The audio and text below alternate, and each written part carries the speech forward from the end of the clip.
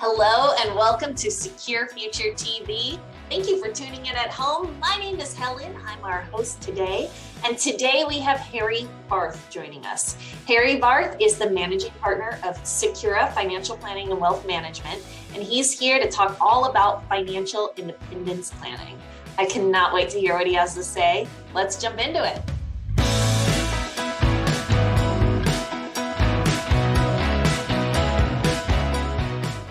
Today, I want to talk about a very, very, very important part of the financial planning process. As we'll all remember from our previous sessions together, financial planning is a process that encompasses numerous areas.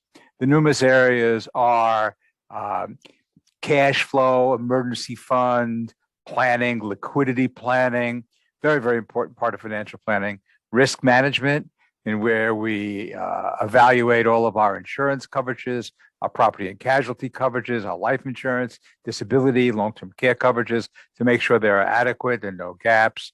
There's also a very important subset of that is, as you've heard me speak many, many times, is asset protection planning. So in addition to insurance, the appropriate and proper legal processes that are involved. And then a segment or that we're going to talk about today that used to be called, retirement planning that we're going to talk about. And today we're going to rebrand that as financial independence planning. And then the other components that we'll speak about in future sessions are tax planning. And ultimately, if we've been successful at all of our plans, appropriate and proper estate planning as we move our wealth from one generation to the next. So why do I talk about today financial independence planning? Because I really feel that over the years, retirement planning with all the formulas that we see in the newspapers and the magazines, if you have X amount of capital and you spend no more than 4% per year, your assets will last for your lifetime. And they have all these formulas on how to construct an appropriate retirement. So I'm not so sure that I'm a big fan of that at all. I'm much more of a fan of working to achieve our financial independence. Now, financial independence to me means that we have enough capital that we can meet our financial goals and objectives based upon the amount of capital that we have and the earnings on that capital, and not necessarily upon labor-driven capital going to work. So many people are financially independent. They work because they love their work. They love their profession. They love the things that they do. But it's not required to work in order to maintain themselves in the world that they're accustomed to. To me, that is one of the best places to be. So, and when we talk about retirement, I think times have changed. Times have changed. Years ago, I've been doing this for close to 50 years. Years ago, it was, you reached age 65, you got the gold watch, you sat in the chair, you put on the grandma cardigans, and that was it. Retirement wasn't very much.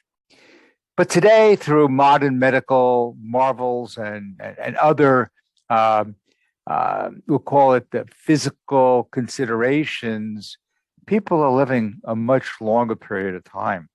And financial independence / AKA retirement, we'll only use financial independence for the rest of the day, to me is broken into phases.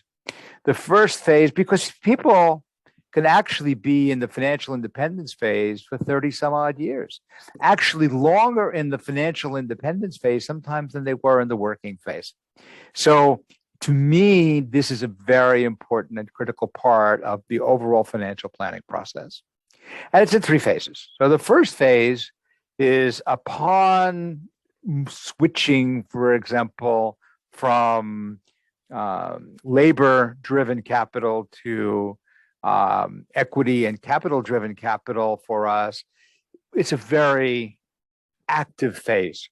In this phase, people like to travel. Sometimes they start a second career. They get heavily involved in their avocations and applications and sports. They are busy, active, and as a result of it, they are actually spending as much money, if not more money, than they spent while they were in the working phase of their planning, which is interesting because when I do planning and I ask people, I said, well, let's talk about setting up the budget that's needed for the financial independence period. They traditionally say, well, I could probably live on 50 to 60% of my current income. And I look at them and I say, so if you woke up tomorrow morning with nothing really changing, but your income is cut in half, you'd be happy, you'd be able to do the things that you want to do? And the answer is traditionally no. And in reality, we find that the vast majority of people need at least equal to what they're earning now. Of course, we have to take tax considerations into play in order to meet their lifestyle goals, especially in phase one, which lasts for 10 years, well, sometimes more. But it's a very active period of time. We're not sitting in the rocking chair with the cardigan whatsoever. The second phase of financial independence planning, phase two, is when we do slow down physically, mentally. Age is beginning to take its toll, and we do slow down, and we don't travel as much. We're not as active as we used to, but we're still quite busy, quite involved in so many things, but maybe not quite as physically active as we used to be. And again, today, the problem with in so many areas is not dying too soon, it's living too long. But in this period of time, maybe expenses in some respects are a little bit less, but we have to be worried about inflation and how that impacts our ability to pay our bills and maintain our lifestyle. And as we know today, inflation has been kicking up on us a little bit. And for those of us that may be in the financial independence phase, it is one of the worst enemies that we face. But we're also facing probably the increased cost of medical care. You know, the car's got to go in the shop a little bit more often. The odometer is running a little bit higher, so we have some more costs associated with that. So appropriate and proper throughout this period of time, medical insurance planning, the proper utilization of Medicare supplements, all come into play and become part of the budgetary process. So what happens is, though we may not travel as much or spend as much money on travel, we may be spending more money on medical care and other types of expenses that are a little bit more age related. And as the third phase comes along, the third phase is a very sad phase. Is the phase where our cognitive ability is declining significantly. We may require a lot of home care being brought to us, modifications to our houses, long-term care, potentially long-term care facilities and the cost that's associated with it, and all the planning that's associated with that. Because, again, the income may not keep pace. Expenses are now going up even higher than before, and it can wipe out our ability to leave a legacy to the next generation. So we have these three phases that have to be dealt with. So when we are dealing with financial independence planning, and when we are talking about the investment portfolios and asset management portfolios to meet these phases, I think that we have to have an income that's generating to meet the phases for us. In other words, we know that we need to have a higher, because we have a desired travel and other types of expense and hobby expenses. In phase one, we are busy, we are active, maybe more active than we were when we were working. So if we set our portfolios for the classical retirement portfolios, which are more fixed income oriented, more stable types of investments, because we're worried about variability then literally the consumption of our assets are such that we may run out of money before we reach the end of phase 2 or phase 3, and we will have had a failed financial independence period. So far as I'm concerned, when we counsel clients in this one particular spot, my job is to make sure that our portfolios and income sources, and we'll talk to you about a process about that in a moment, are such that they are meeting the demands of that period of time. And then we want to make sure we have appropriate long-term care for phase 3, and we have a proper income. So we have a long period of time. We need to have growth-oriented investments that don't particularly fit in the typical retirement portfolio in order for retirement to be successful. In the old days, ladies and gentlemen, we worked for a company for 50 years and they gave us a pension, and the pension equaled 60, 70% of our income. Then we had some Social Security on top of that, and we had our qualified retirement plans, and it was enough to make a retirement. Well, those 60% defined benefit plans, retirement plans, have kind of gone the way of a horse and buggy, and the responsibility for successful financial independence rests upon us and all the planning that we do. So we've had proper budgets back in phase 1. We have proper insurance, God forbid we lose our ability to earn income beforehand, and we have proper planning for this period of time. We also must take into consideration during this period of time tax mitigation, because taxes are also an enemy. If we're losing 30, 40% of our earnings to taxing authorities, depending on what state we live in, that makes it even more challenging for us to maintain financial independence. So we want to not only generate the capital growth, income, and distributions that are needed, but we also need to make sure that they're tax efficient in order to maximize the portfolios, in order to cover the various different 3 phases of financial independence. I think that's absolutely critical. Now, one of the things that, so it's all planning, ladies and gentlemen, it's all planning. And one of the greatest positions to be in is you work because you want to. You have enough capital to live on till you become the age of Methuselah. We have tax mitigated as best as possible, and all of our assets are diversified, so not any one asset category can hurt us. And as well, we want to make sure that our income being generated is targeted to the phases of financial independence. It's a big challenge. It takes a lot of work. It takes a lot of integration with your advisors. But at the end, that is the way to go. And that's where we want to see every single client that we work with get to that point. I have many people that are actively working in their professions who are clients that don't need to. They just don't need to in any way, shape, or form. That's where I think we all should be. And it's not easy to do. It's challenging. The other part of the challenge that I'd like to talk about with you is process. I have found this to be an interesting challenge, so I'd like to share it with each and every one of you.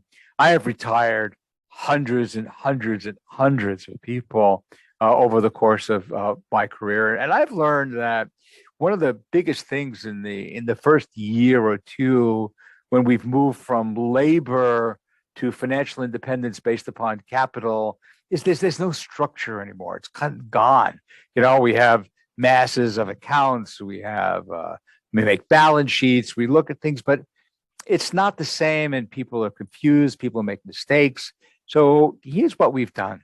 I've kind of set up a system that I'll share with you, and let me show you how it works. And it's a way to measure how we are progressing in our phases of financial independence. And it can't be something that requires you to integrate with me every single day or your advisor every single day. It just needs to be an engine that can be measured. So I've developed this engine that I'd like to share with you now that I hope you will find fascinating to use. It's not overly complicated. So here's what we do. So we kind of create an omnibus account. We'll just call it master account.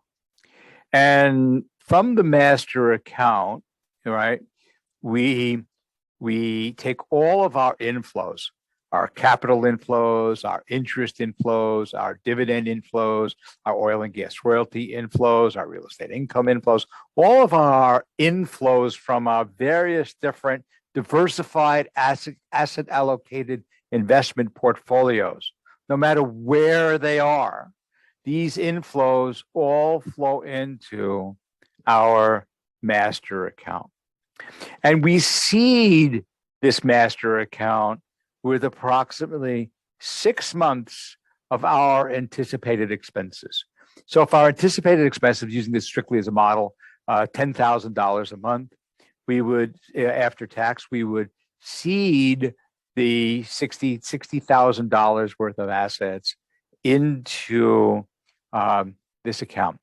We would also take those annual type expenses, large life insurance premiums and or other expenses, divide them by 12, and then allocate, 6 months of that. So that may take that 10,000 to 12,000 or 13,000, depending upon larger annual expenses.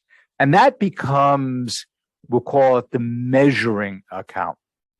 And then from the measuring account, based upon our needs and goals and budgetary requirements, we take money out of that account in the form of a paycheck, maybe once a month, maybe every 2 weeks, kind of giving us back that sense of how we used to get paid, even if we owned our own businesses, while we were in the labor end of working rather than in the capital intent. So if my monthly income requirement was $10,000 a month based upon our earlier processes in financial planning, I take out the $10,000 a month and pay that $10,000 would go into my checking account, and my wife and I would pay our bills. So that's really good. So then what would happen is every 6 months, so to speak. So then the engine of all of our investments, Social Security, whatever else we have, pension plans, Roth IRAs, 401ks, minimum required distributions, so many sources of potential financial independence income are all feeding into this one master account that we're taking out our $10,000 a month. So we have a paycheck. That gives us the stability that we used to have. And, we're not guessing every month. We don't have that fear of, how we're going to pay our bills. What if this one doesn't pay its dividend on time? Blah, blah, blah, blah, blah.